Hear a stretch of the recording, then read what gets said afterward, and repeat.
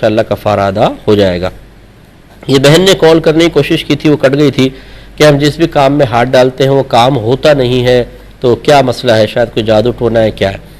دیکھیں، یہ ایک نفسیاتی مسئلہ ہو گیا ہے۔ آج کل بہت سارے عاملین ایسے ہیں کہ جو ہر چیز میں جادو ٹونے کے علاوہ کوئی بات کہتے نہیں ہے، ہر چیز میں نظر بد ہے، ہر چیز میں جادو ٹونا ہے، ہر چیز میں بندش۔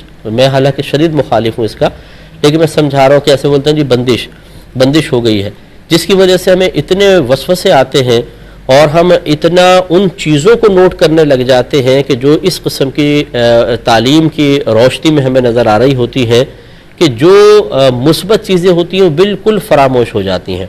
حالانکہ یہی بہن اگر غور کر لیں کہ ان کے 50 کام ایسے ہوں گے کہ جو ہو رہے ہیں اور اس میں رکاوٹ نہیں ہے۔ مثلا یہ رات کو سونا چاہتی ہیں، سو جاتی ہیں، صبح اٹھتی ہیں، ناشتہ کرتی ہیں، کھانا ہضم ہو رہا ہے اور بہت سارے معاملات ان کے ہو رہے ہیں، سینکڑوں کام ہو رہے ہوں گے، وہ نظر نہیں آئیں گے، لیکن ایک دو کام جن کو یہ چاہتے ہیں کہ ہو جائے اور نہ ہو تو بولتے ہیں ہمارا کوئی کام ہو ہی نہیں رہا۔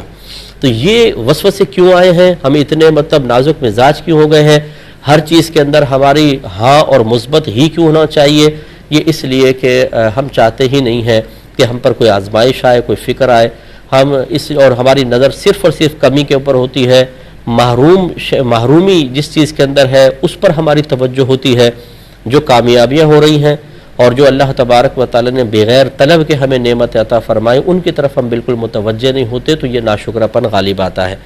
تو پہلی بات تو یاد رکھیں کہ دنیا میں آپ کو اس لیے نہیں بھیجا گیا تھا کہ اللہ تعالیٰ آپ کی مرضی کے تابع ہو کر چلے، بلکہ اس لیے بھیجا گیا تھا کہ اللہ تعالیٰ کچھ احکام آپ کو دے گا، کچھ آزمائشیں دے گا، اس پر پورے اتریں تو آپ امتحان میں پاس ہوں گے، اس کے بدلے میں جنت ملے گی۔ اب یہ عجیب و غریب صورتحال ہے کہ ہمیں دنیا میں بھیجا ہے امتحان کے لیے، اور ہم یہ کہیں کہ ایگزامنر سے یہ کہیں کہ بھائی امتحان وغیرہ میں نہیں دیتا ہوں، اب میں تمہیں کہوں کھڑے ہو جاؤ تو کھڑے ہو جاؤ، بیٹھ جاؤ تو بیٹھ جاؤ، میں کہوں پانی پلاؤ تو پانی پلاؤں، میں کہوں تم کمرے سے باہر چلے جاؤ تو باہر چلے جاؤ، میں کہوں راؤنڈ لگاؤ تو راؤنڈ لگاؤ۔ یہ تو ڈیمانڈ نہیں چلے گی۔ یہ ہمارا ذہن بن چکا ہے کہ ہم چاہتے ہیں کہ اللہ تعالیٰ ہماری مرضی کے تابع ہو جائے، جو ہم چاہیں فوراً عطا فرمائے، نہیں دے گا تو ہم باغی ہو جائیں گے، شکوے کریں گے۔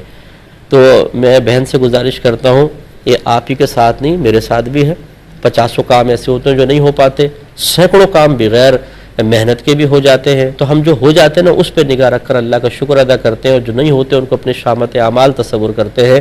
باقی دنیا آزمائش کا گھر ہے، یہاں یہ تمنا کرنا کہ ہمارا ہر کام ہو جائے نہیں ہوگا، اللہ تعالیٰ ہماری مرضی کے تابع نہیں ہوگا، ہمیں اس کے مرضی کے تابع چلنا پڑے گا۔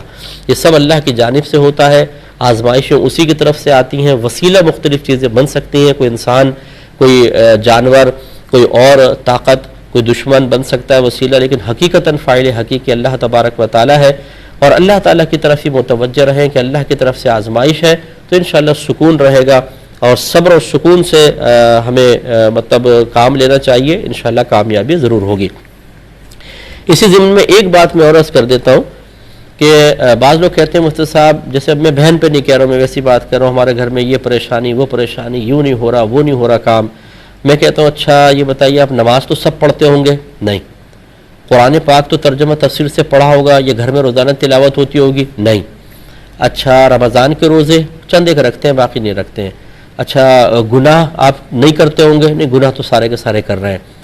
تو ہر کام ہم کر رہے ہیں غلط قسم کا، پھر کہتے ہیں کہ پتہ نہیں گھر میں برکت کیوں نہیں ہوتی، ہمارے کام کیوں نہیں ہوتے۔